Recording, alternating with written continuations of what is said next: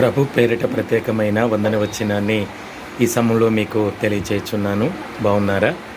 ఎక్కడైతే ఇద్దరు ముగ్గురు కూడి నా నామమున ప్రార్థిస్తారో వారి మధ్య నేను ఉంటానని చెప్పి మత్తయి సువార్తలో ప్రభు మనతో మాట్లాడుతున్నాడు.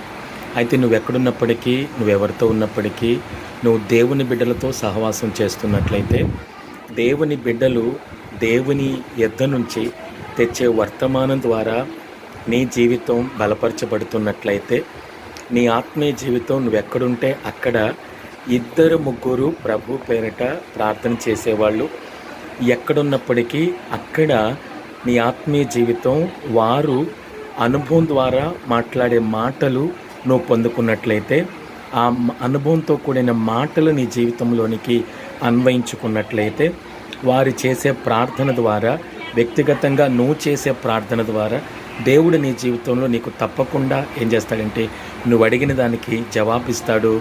ఆమేన్.